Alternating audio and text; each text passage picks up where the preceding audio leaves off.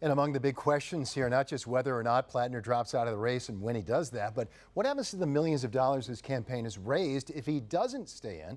According to the latest Federal Election Commission filings, Platner's campaign brought in more than $16 million between July of 2025 and May of this year, the most recent filings.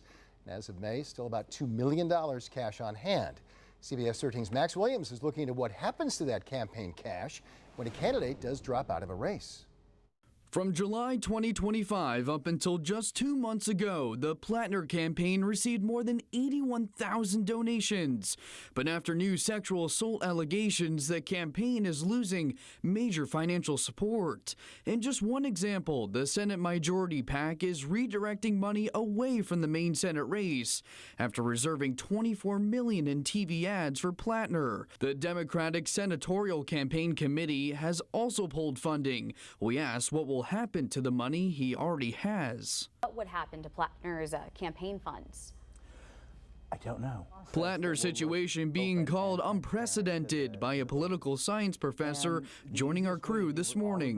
In an ordinary circumstance, the losing campaign has control over that funding going forward. Under guidelines by the FEC, a candidate that drops out does have control over leftover funds. The candidate can return the money to donors, transfer up to $2,000 per election to other federal, state, local, or foreign candidates, or donate to charitable organizations. The money can't be used for personal expenses, but it can be used to move a campaign office or pay staff.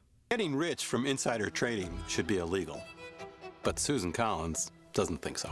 The pro-Graham Platner ads that have been flooding the airwaves have been canceled, despite Platner denying the allegations. Non-consensual behavior is categorically false. As of right now, Platner is still accepting donations through campaign ads on social media. The campaign says they are, quote, a bit short of their fundraising goal to beat Susan Collins.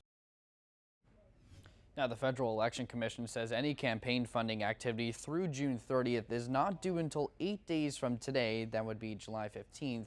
That's why we only have data for May. But we did reach out to Platner's campaign today asking how much money they have on hand right now to spend, and if he were to drop out from this race, what he plans to do with that funding.